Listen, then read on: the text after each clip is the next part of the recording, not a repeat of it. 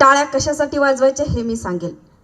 टाळ्या वाजवण्याच्या पाठीमागचं काय कारण आहे बघा, की महात्मा ज्योतिबा फुले यांची जी काही जयंती आहे ती सर्वप्रथम महात्मा फुले नगरात होत आहे. त्याच्यासाठी एकदा जोरदार टाळ्या होऊन जाऊ. आता दुसऱ्या टाळ्या कशासाठी, की बुद्धिस्ट समाज असा एकमेव समाज आहे की जो विज्ञानवादी ओळखला जातो आणि केवळ तो आरक्षणामुळे पुढे नाही तर वैचारिक सदृढता आणि वैचारिक साक्षरता या समाजामध्ये आहे, म्हणून तो पुढे आहे. त्यासाठी एकदा जोरदार टाळ्या होऊन जाऊ. माऊल्यांनो, तुम्ही दिवसभर काम करून आलात आणि सगळ्यात विशेष म्हणजे माझ्या किलबिल पाखरांनी सुद्धा अतिशय सुंदर अशा पद्धतीने ही लेझिम सादर केलेली आहे. एकदा सर्व जयंती कमिटीचे अध्यक्ष वगैरे जेवढे आहेत, मला ॲक्च्युली सॉरी नाव माहिती नाही, परंतु यामध्ये सगळ्यांचंच योगदान आहे. ह्या सगळ्या महात्मा फुले नगरासाठीच एकदा जोरदार टाळ्या होऊन जाऊ द्या. आता याच टाळ्याच्या गजरामध्ये आपण वास्तविक कार्यक्रमाला सुरुवात करणार आहोत. इतिहासाच्या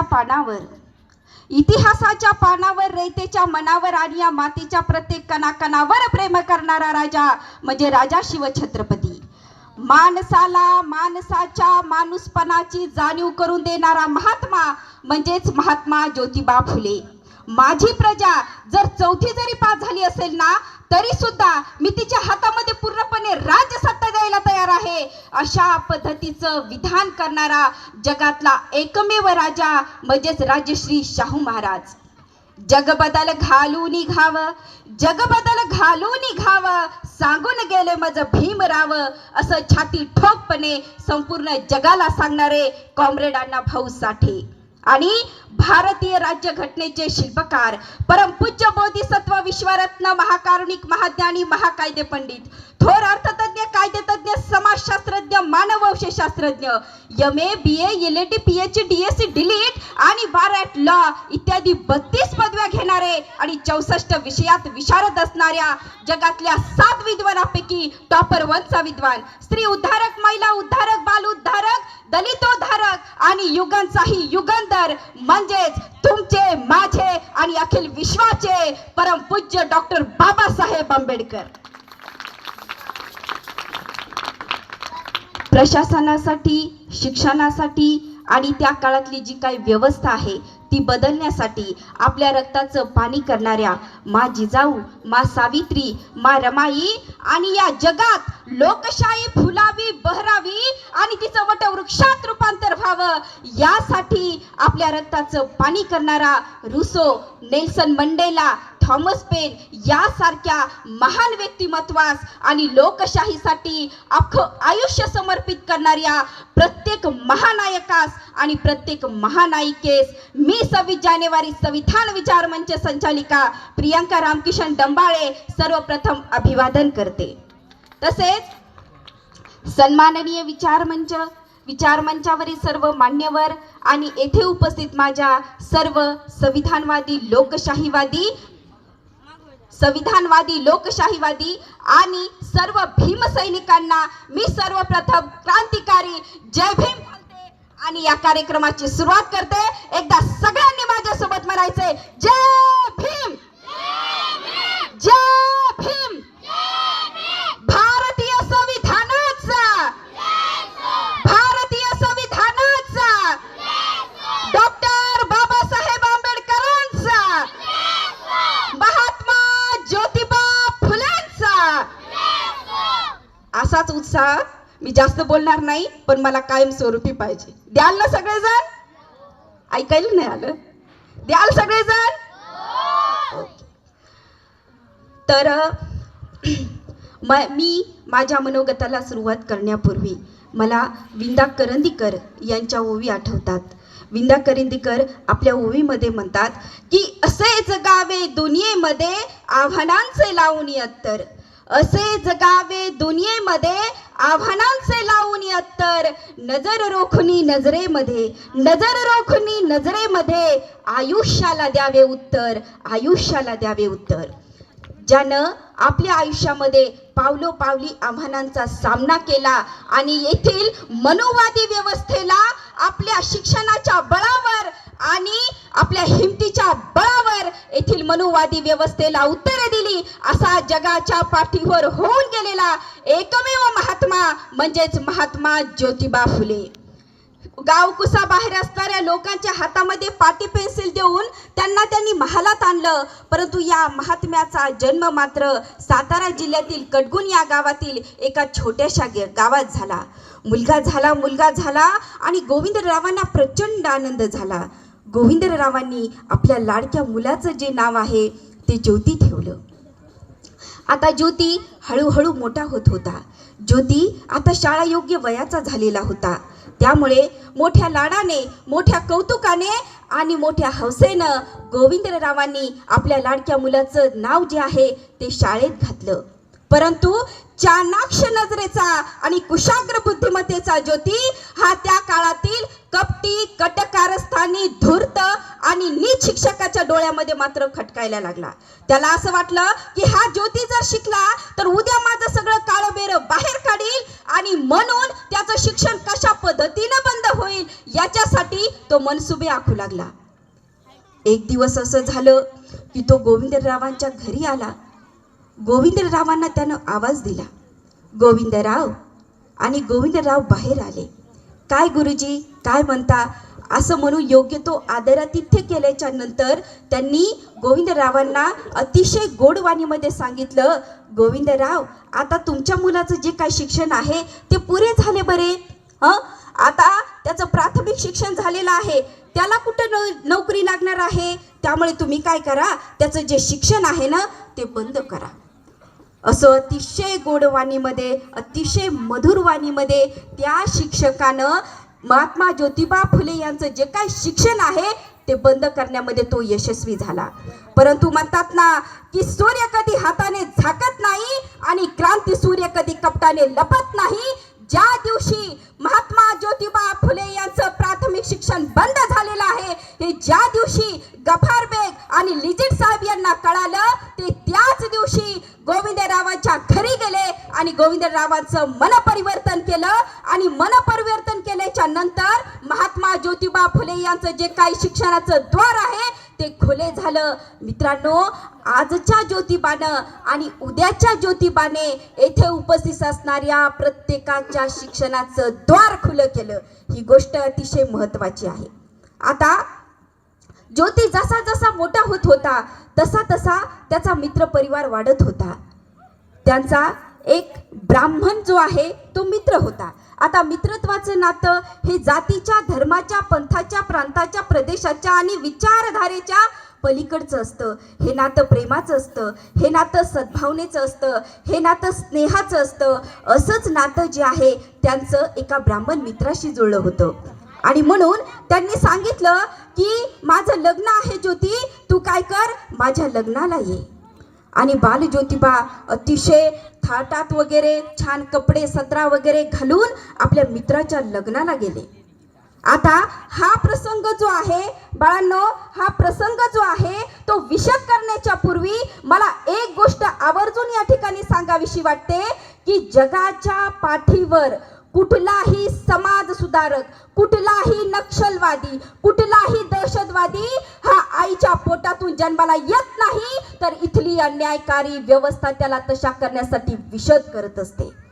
आणि हाच प्रसंग जो आहे तो महात्मा ज्योतिबा फुले यांच्या आयुष्याला कलाटणी देणारा हा प्रसंग ठरला. वरात पुढे पुढे जात होती. वरात जशी जशी पुढे पुढे जात होती तसा हा जो काही बाल ज्योतिबा आहे तो त्या वरातीच्या पाठीमागून जात होता. सनई चौघडे वाजत होते, फुलांची बरसात होत होती आणि अशा अवस्थेमध्ये सुद्धा अतिशय मंगलमय अशा पद्धतीचं हे वातावरण होतं. परंतु या मंगलमय वातावरणामध्ये सुद्धा काही लोक जे आहेत ते अमंगळ बोलत होती. ती विचार करत होती की अरे हा कोण मुलगा आहे आणि हा नेमका आम्हा ब्राह्मणासोबत कसा चालत आहे याचा शोध घेत होते ते. आणि जेव्हा त्यांनी याचा शोध घेतला तेव्हा त्यांना लक्षात आलं की हा मुलगा गोविंदरावांचा आहे, हा मुलगा एका शूद्राचा आहे आणि हा मुलगा आमच्या सोबत चालत आहे. याचा त्यांना प्रचंड राग आला आणि त्यांनी भर भर माणसात भर रस्त्यात ज्योतिरावांना बाहेर काढलं, परंतु ज्योतिरावांनी मात्र त्याच दिवशी अशा पद्धतीचा प्रण घेतला की ज्या मनोवादी व्यवस्थेचा आधार घेऊन तुम्ही मला बाहेर काढला आहे ना, लक्षात घ्या, हीच व्यवस्था मी बदलल्याशिवाय राहणार नाही, ही गोष्ट लक्षात ठेवा. आणि त्यांनी ब्राह्मणांचे कसब, परत तृतीय रत्न, शेतकऱ्याचे आसूड अशा पद्धतीचे ग्रंथ लिहून या मनोवादी व्यवस्थेला सगळ्यात पहिलं जर खिळखिळ करण्याचं काम जर कोणी केले असेल तर ते म्हणजे महात्मा ज्योतिबा फुले यांनी केलेलं आहे. आता ही जर आपल्याला व्यवस्था जर मोडून काढायची असेल तर त्याच्यासाठी एकमेव मार्ग होता आणि तो म्हणजे शिक्षण. आता त्यांना प्रश्न पडला की मग शिक्षण जे आहे हे शिक्षण नेमकं द्यायचं कुणाला, सगळ्यात पहिलं शिक्षण द्यायचं कुणाला. तेव्हा त्यांना लक्षात आलं की आपण प्रत्येक जाती, धर्म, पंथ, प्रांत, विचारधारा या सगळ्याचा जर गोष्टीचा विचार केला तर आपल्याला लक्षात येईल की सगळ्यात जास्त खालावलेली स्थिती आणि सगळ्यात जास्त दयनीय स्थिती जर कोणाची असेल तर ती स्थिती आहे स्त्रियांची. मैत्रिणींनो, आपण जर या ठिकाणी तुम्ही मला ऐकत असताल, आज जर ही डंबाळे जर बोलत तुमच्या समोर बोलत असेल तर याचं कारण जरी कोणी असेल तर हे महात्मा ज्योतिबा फुले आहेत. त्यांनी शिक्षणाचं द्वार आपल्याला खुले केले आहे आणि त्यासाठी त्यांनी ठरवलं की आता आपल्याला काय करायचंय, मुलींना शिक्षण द्यायचे, आपल्याला काय करायचंय, आता महिलांना शिक्षण द्यायचे. आणि महिलांसाठी महिला शिक्षिका हा जगाच्या पाठीवर जर सगळ्यात पहिले जर प्रयोग कोणी केलेला असेल तर तो म्हणजे महात्मा ज्योतिबा फुले यांनी केलेला आहे. आता त्यांनी 1 जानेवारी 1848 रोजी मुलींची पहिली शाळा काढली. आता आपल्याला एका ठिकाणी हा प्रश्न पडणं गरजेचं आहे आणि मी तो प्रश्न विचारणार आहे की त्यांनी 1 जानेवारी ही तारीख का बरं निवडली असेल, कोण सांगू शकतं? बच्चे कंपनी, 1 जानेवारी ही तारीख का निवडली असेल बरं? हे बघा, डॉक्टर बाबासाहेब आंबेडकर यांनी एक स्टेटमेंट दिलं होतं. ते म्हणाले होते की जो व्यक्ती आपला इतिहास विसरतो तो कधी इतिहास घडवू शकत नाही. आणि आपल्याला जर आपला इतिहास माहिती असणं गरजेचं आहे. आपल्याला जर या सामाजिक व्यवस्थेच्या विरुद्ध बंड करायचं असेल, अन्यायाच्या विरुद्ध जर आपल्याला लढायचं असेल तर आपल्याला आपला इतिहास माहिती असणं गरजेचं आहे मुलांनो.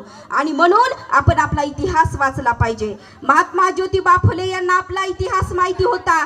त्यांना माहिती होतं की 1 जानेवारी रोजी जगाच्या पाठीवर सत्तेसाठी, वसाहतवादासाठी, साम्राज्यवादासाठी असे अनेक लढे होऊन गेलेले आहेत, परंतु मूलभूत हक्कासाठी, न्यायासाठी जर जगाच्या पाठीवर जर कुठला लढा होऊन गेलेला असेल तर तो एकमेव होता आणि तो म्हणजे भीमा कोरेगावचा लढा होता.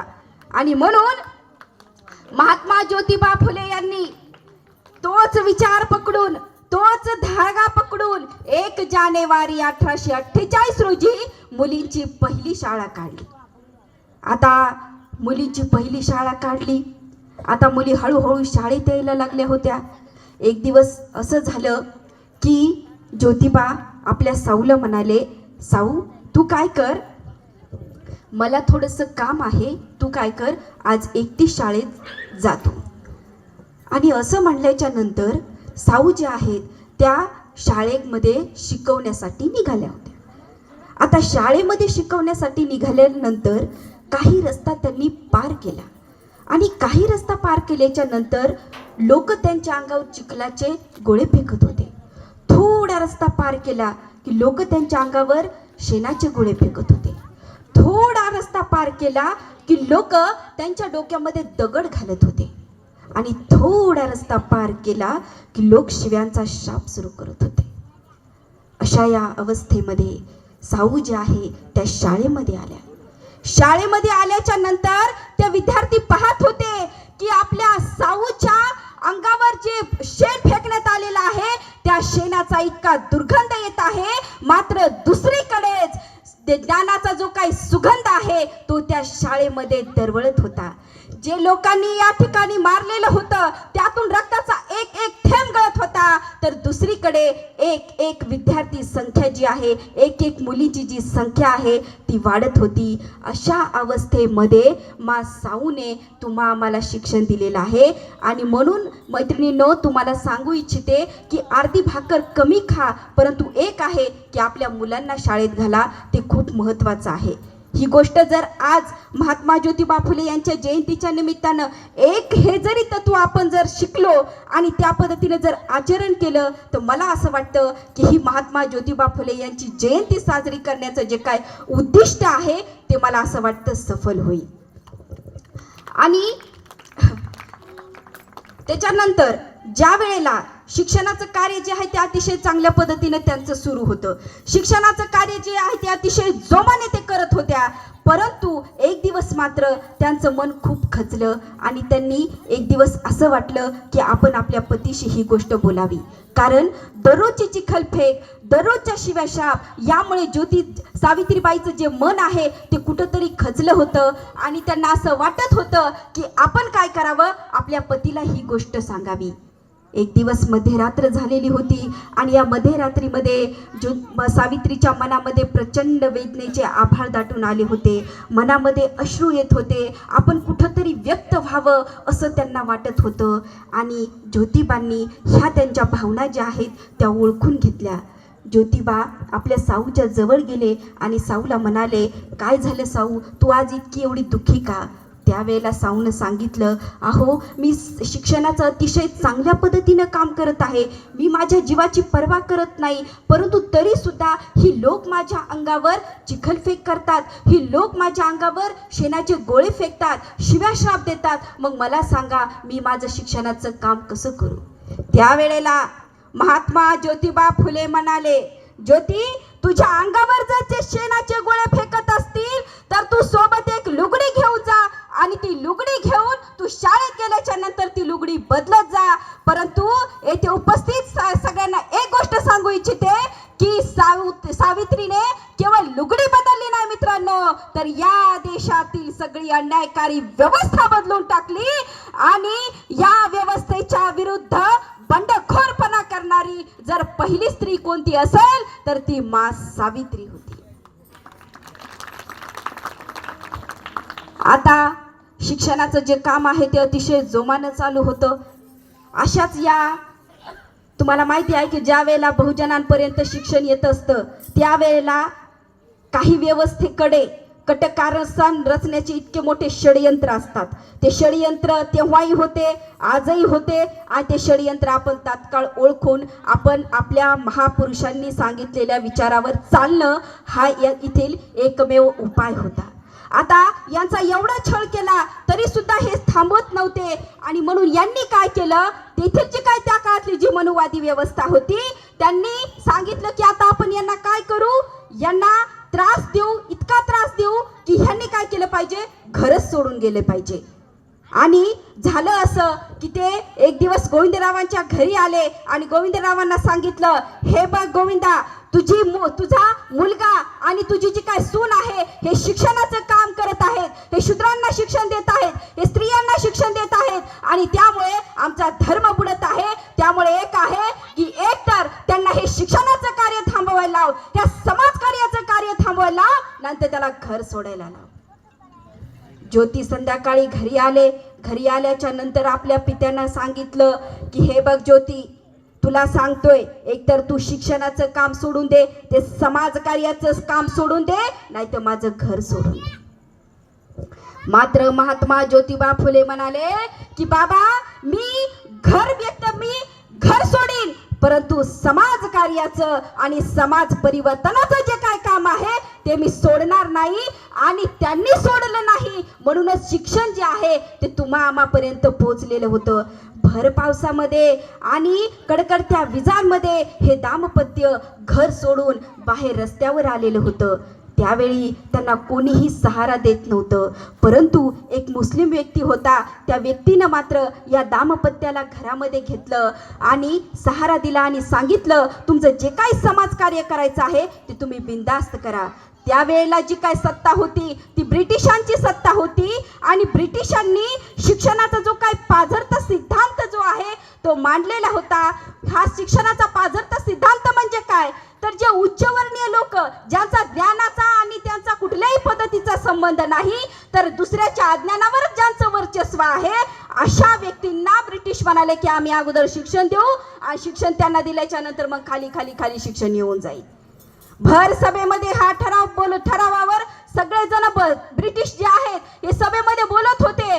अतिशय ज्याला आपण म्हणू की स्वतःला समाज सुधारक म्हणणारे, स्वतःला राष्ट्रभक्त म्हणणारे अतिशय शांत अशा पद्धतीने होते. मात्र त्यावेळेला महात्मा ज्योतिबा फुले उभे राहिले आणि सांगितलं की ही जी काही ड्रेन थेरी आहे, हा जो काय शिक्षणाचा पाझरता सिद्धांत आहे, त्याला मी कडाडून विरोध करेल आणि शिक्षण द्यायचं असेल तर ते तुम्हाला सरसकट सगळ्यांना द्यावा लागणार आहे. मी या थेरीचा जाहीर निषेध करतो. आणि लक्षात घ्या मित्रांनो, महात्मा ज्योतिबा फुले त्या कायद्याच्या विरोधात उभे राहिले आणि म्हणूनच शिक्षणाची जी काही गंगा आहे ती तुम्हा आम्हापर्यंत पोहोचलेली आहे. जर ही शिक्षणाची गंगा तुमच्या आमच्यापर्यंत पोहोचली जात असेल तर याचं कारण जर कोणी असेल तर ते म्हणजे महात्मा ज्योतिबा फुले. खऱ्या अर्थाने ते राष्ट्रपिता होते. आता झालं असं की महात्मा ज्योतिबा फुले यांची जी काही कीर्ती आहे ती सर्वदूर पसरत होती. हळूहळू महात्मा ज्योतिबा फुले हे नाव प्रत्येक बालकाच्या ओठावर येत होतं. आणि आता आपण यांना किती त्रास दिला, काही केलं तरी सुद्धा हे ऐकणं. मग आता त्यांनी काय केलं की आपण काय करू, यांची हत्याच करू. आणि हत्या करू म्हणल्याच्या नंतर त्यांनी जसं की परिस्थितीनं दरोडेखोर झालेले, मी आवर्जून शब्दांकडे माझ्या लक्ष असू द्या की परिस्थितीनं दरोडेखोर झालेले रामोशी रोडे आणि नामदेव कुंभार हे दोन व्यक्ती जे आहेत ते महात्मा ज्योतिबा फुले यांना मारायला पाठवण्यात आले होते. रात्रीचे 2 वाजले होते आणि रात्रीचे 2 वाजल्याच्या नंतर ते जे काही दरोडेखोर आहेत परिस्थितीनं झालेले ते काय झाले, आले बाबा महात्मा ज्योतिबा फुले यांच्या घरामध्ये. आणि आल्याच्या नंतर झालं असं की रात्रीचे 2 वाजले होते. रात्रीचे 2 वाजले होते, त्यांना असा काहीतरी आवाज आला. आवाज आल्याच्या नंतर ज्योतिबा जे आहे ते जागी झाले. आणि जागी झाल्याच्या नंतर ते म्हणाले की कोण आहे रे तिकडे, कोण आहे रे तिकडे म्हणल्याच्या नंतर ते जे 2 लोक आहेत ते उभे राहिले महात्मा ज्योतिबांच्या फुले आणि म्हणाले आम्ही आहोत, आम्ही दरोडेखोर आहोत. आणि आम्हाला ते ज्यावेळी परत ज्योतिबा म्हणाले की तुम्हाला काय पाहिजे, त्यावेळेला ते म्हणाले की आम्हाला तुझा प्राण पाहिजे. आता प्राण पाहिजे म्हणल्याच्या नंतर ज्योतिबा म्हणाले बरं ठीक आहे, तुम्हाला आमचा प्राण पाहिजे ना, ठीक आहे तुम्ही माझा प्राणही घ्या, पण बाळांनो एक गोष्ट मात्र माझ्यासाठी करा. ते दरोडेखोर म्हणाले काय, तुम्हाला जर माझा प्राण पाहिजे असेल ना, तुम्ही माझा प्राण घ्या, परंतु तुमची जी काही मुलं बाळं आहेत ना ती माझ्या शाळेमध्ये पाठवा. लक्षात घ्या, त्या दरोडेखोरांचं मन जे आहे ते खूप पाझरलं आणि त्यांनी जे काय हातामध्ये ज्या काय तलवारी होत्या त्या तलवारी ज्यांनी मारायला पाठवलेलं होतं ते त्यांना मारायला जात होते. परंतु ज्योतिबा जे आहे त्यांनी त्यांना धरलं आणि सांगितलं नाही, आपण समाज परिवर्तनाचं काम करत आहोत आणि समाज परिवर्तनामध्ये अहिंसा जी आहे ही अहिंसाच महत्त्वाची आहे, आपल्याला हिंसेनं उत्तर द्यायचं नाही.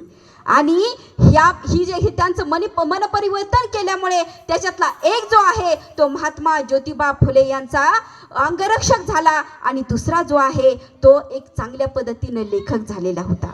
लक्षात घ्या, हे जे काही समाजकार्य आहे महात्मा ज्योतिबा फुले यांनी केलेलं हे जगाच्या पाठीवर कुठेच याला तोड नाहीये. आणि म्हणून आपल्याला ही गोष्ट लक्षात येणं गरजेचं आहे की शिक्षण जे आहे ते आपल्याला किती परिश्रमातून किती संघर्षातून मिळालेलं आहे आणि या शिक्षणाची आपल्याला जाणीव असणं गरजेचं आहे. लक्षात घ्या, बाबासाहेब म्हणाले आहे की शिक्षण हे वाघिणीचं दूध आहे आणि जो प्राशन करेल तो गुरगुरल्याशिवाय राहणार नाही. आणि म्हणून आपल्याला काय झालं पाहिजे, शिक्षण घेता आलं पाहिजे. त्यानंतर आहे का सर,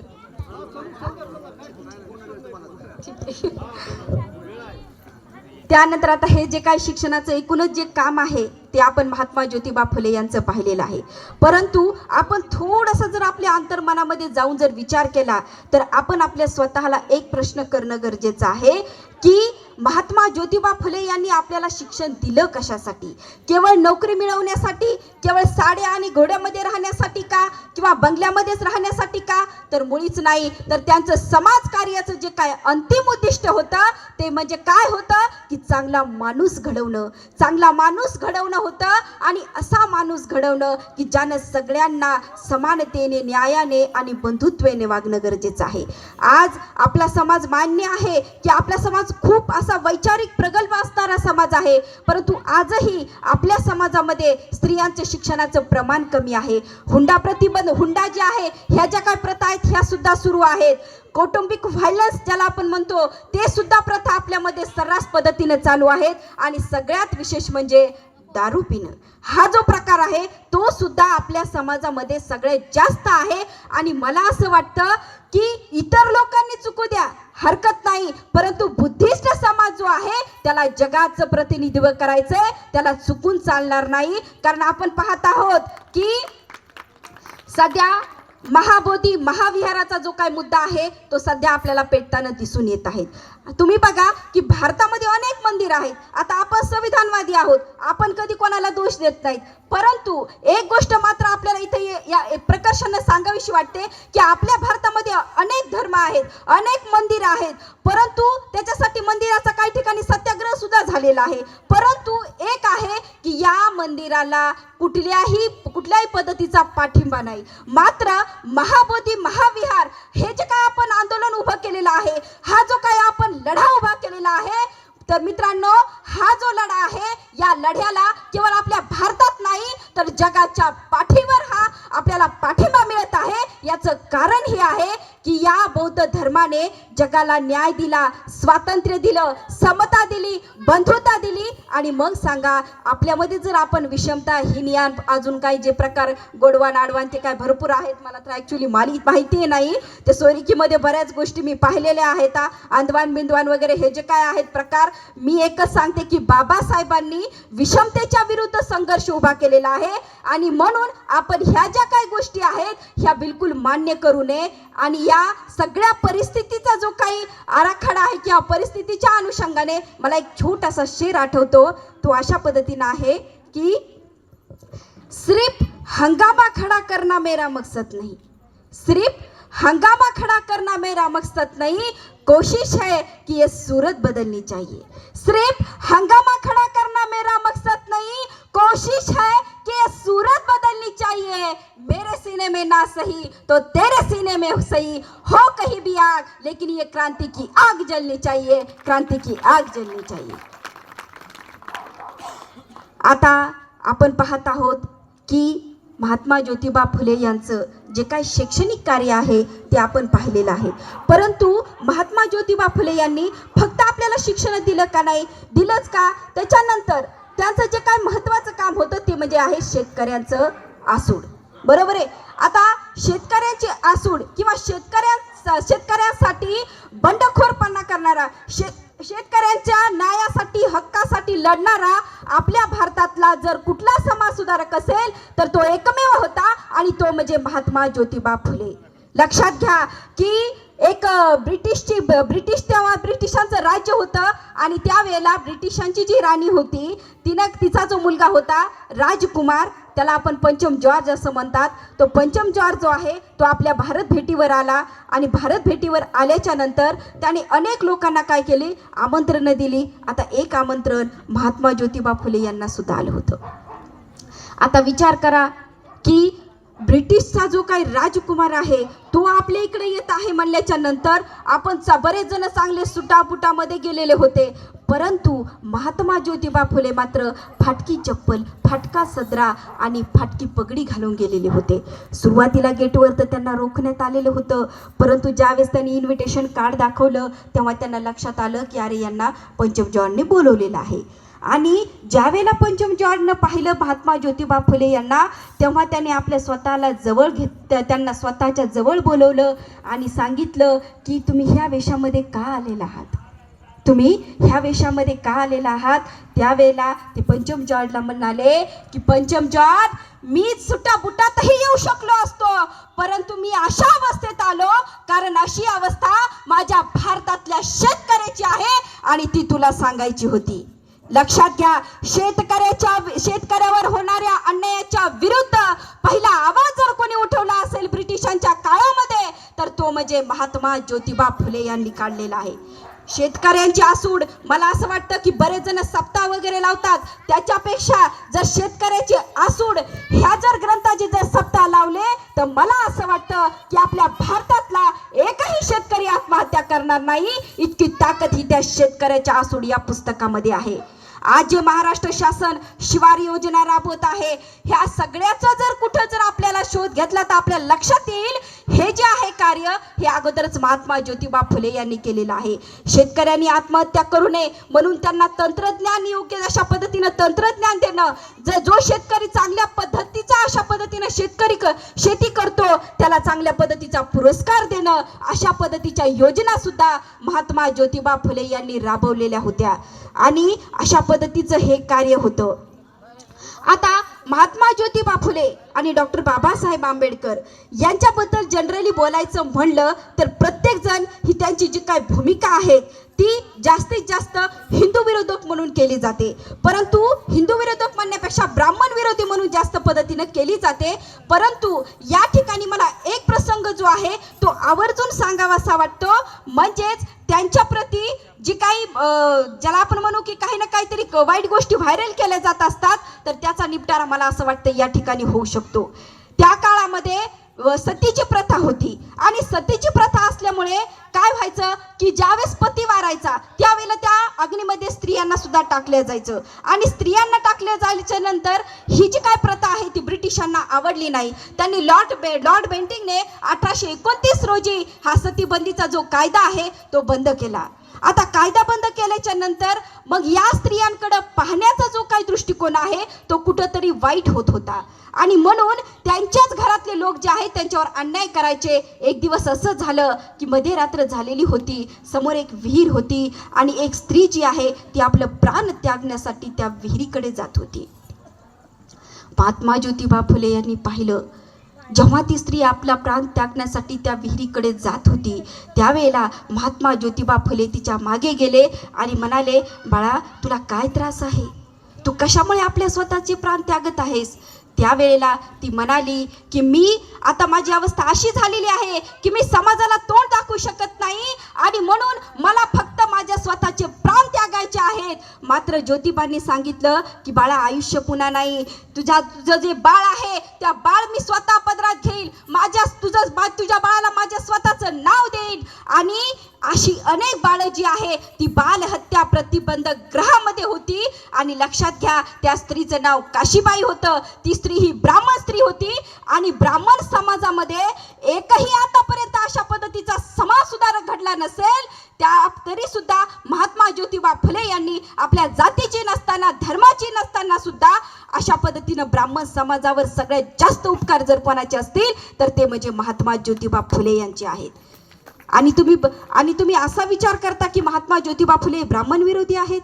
अजिबात नाही. डॉक्टर बाबासाहेब आंबेडकर यांनी या देशातल्या महिलांना हिंदू कोड बिल दिलं आणि त्यांनी हिंदू कोड बिल दिलं म्हणूनच हे आकाश जे आहे ते आपल्याला मोकळं झालेलं आहे. मित्रांनो, आता ही जी काय गुरु शिष्याची जी काय परंपरा आहे की एका गुरुने एका शिष्याला काय भेट द्यावी किंवा एका शिष्याने एका गुरुला काय भेट द्यावी असं याबद्दल जर बोलायचं जर म्हणलं तर महात्मा ज्योतिबा फुले यांनी स्त्रियांना शिक्षण दिलं तर डॉक्टर बाबासाहेब आंबेडकर यांनी कलम 21A च्या अंतर्गत या देशातल्या प्रत्येक लोकांना शिक्षण दिलं.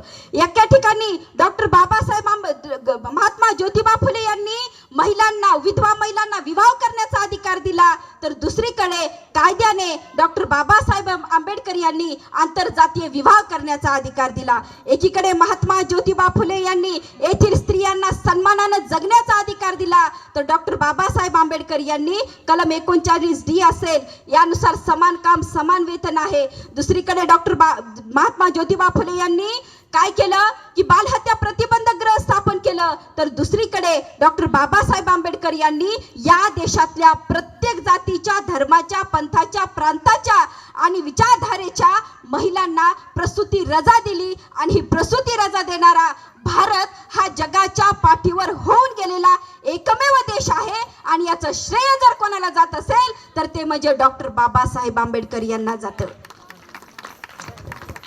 लक्षात घ्या, एका शिष्यानं एका गुरुला 395 कलमाचं भारतीय